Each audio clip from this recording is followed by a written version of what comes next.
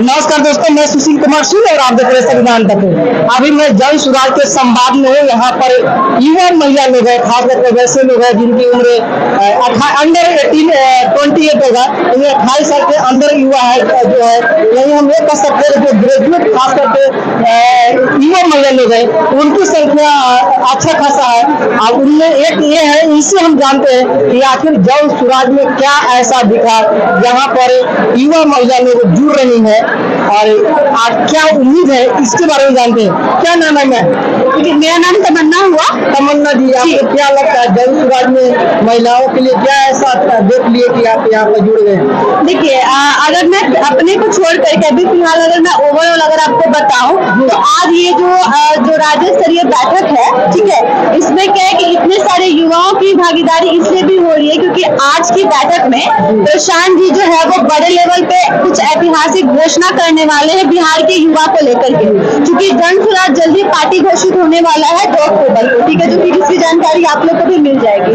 तो पार्टी में युवाओं को क्या भागीदारी होगी, खास करके चाहे वो राजनीति के लिए हो चाहे फिर सामाजिक तौर पे हो, इस चीज के लिए प्रशांत जी बहुत बड़ी ऐतिहासिक घोषणा करने वाले हैं। क्या लगता है एक पार्टी महिलाओं को क्या ऐसी भागीदारी? नीतीश कुमार 35% आरक्षण दिए जी, लालू यादव आए तो महिलाओं को पॉलिटिक्स में एंट्री करवाए जी, और एंट्री करवाए तो उन्होंने आरक्षण दिया।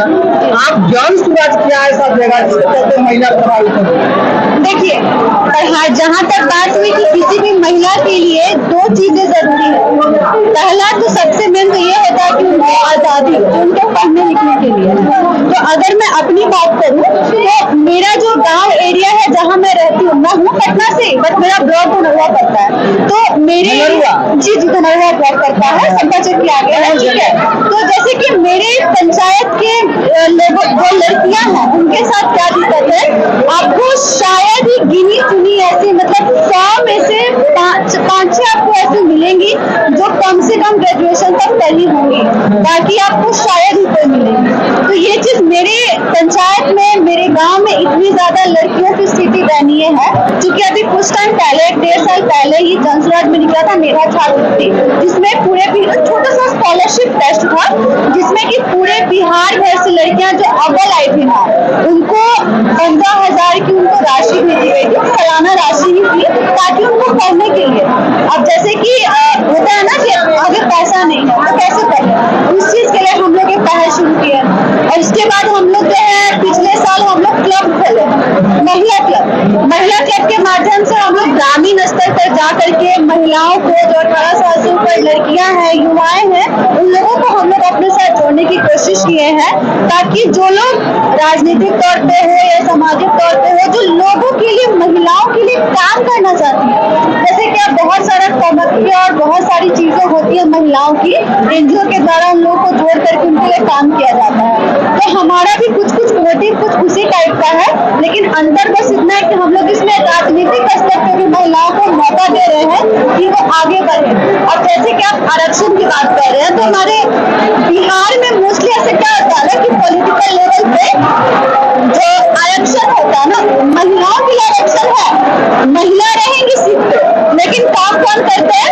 पुरुष करते हैं।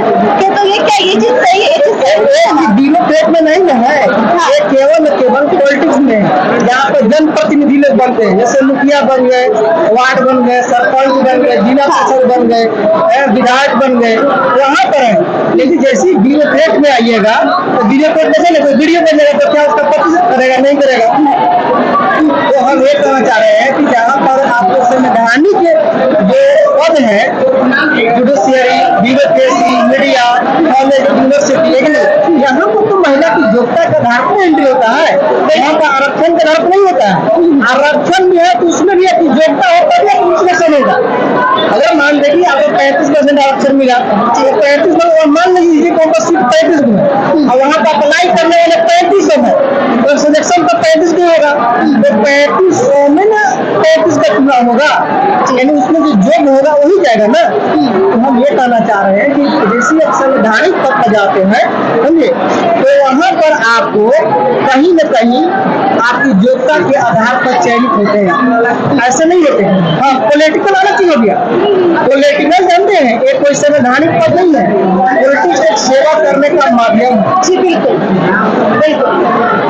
तो सेवा में तो कोई भी आ सकता है ना, अनपढ़ भी आ सकता है, पढ़ल भी आ सकता है। बिल्कुल बिल्कुल आप में रहे बिल्कुल। एक गिलास पानी पिलाने वाला डॉक्टरेट व्यक्ति हो सकता है और अल्लाह का छाप भी हो सकता है। बिल्कुल, बिल्कुल। पीना तो पानी है। मेरी बात समझ रहे हैं? जी जी समझ गए आपकी बात। देखिए बेसिकली हम लोग जो अभी फिलहाल जो चल रहा है कि आगे अभी आज में क्या घोषणा होने वाली है, उसके बाद क्या होगा, इसके बारे में कभी मैं नहीं बता सकती। लेकिन अब तक जो हम लोग महिलाओं को जो अपने क्लब से जोड़े हैं, क्लब के द्वारा जो जन सुराग से उन लोगों को जोड़े हैं, तो हमारा मकसद सामाजिक और राजनीतिक दोनों रहा है।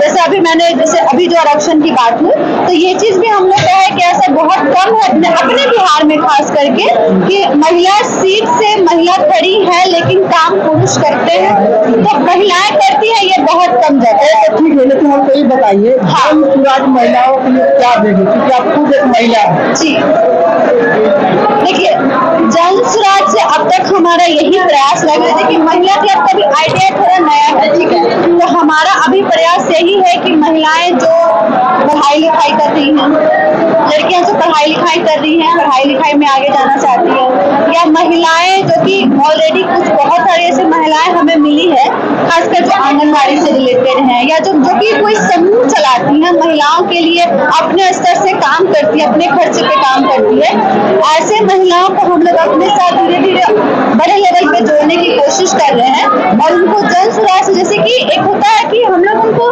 पैसे नहीं देंगे, साधन देंगे। अब जैसे कि मान लीजिए कि हम लोग अभी पीके की पाठशाला भी चलवा रहे हैं क्लब्स में। अब जैसे कि कोई लड़की है अपने गांव पंचायत की, गरीब है, ठीक है, तो वो जो है वो 10 बच्चों को शिक्षित कर रही है, मान लीजिए उसके गरीब के 10 बच्चे, उसके पंचायत में गांव में 10 बच्चे ऐसे गरीब है जिनको शिक्षा नहीं मिल रही है। वो तो ठीक है, लेकिन ये बताइए क्या यहाँ पर 35% आरक्षण मिला, क्या जन सुराज की पार्टी को सरकार बनता है तो आबादी तकरीबन 50% लगभग करेंगे तो 50%, 2% के आगे पीछे है। ये 40 होता है तो 52 हो जाता है कि नहीं, लेकिन मोटा मोटी में 50% है, तो क्या 50% भागीदारी संवैधानिक पदों पर जन सुराज दे पाएगी?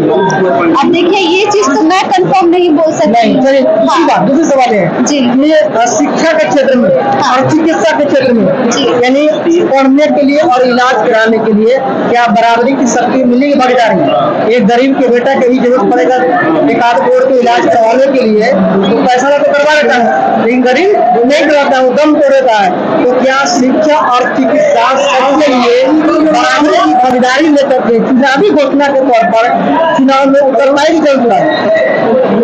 देखिए अब ये चीज क्लियर तभी कर सकते हैं जैसे आज प्रशांत जी क्या घोषणा करेंगे उस पर निर्भर करता है, ठीक है, क्योंकि प्रशांत जी क्या घोषणा करने वाले हैं ये बात ना हमें मालूम है, ना आपको मालूम है, ना ही यहाँ क्लब परिवार को मालूम है, ठीक है। उसके बाद ही हम इसके बारे में पार्टी एक शांति से विचारधारा से चलेगा, संविधान से नहीं। देखिए ये चीज मैं नहीं कह सकती, मैं अपने मन से कुछ नहीं कह सकती इसके बारे में।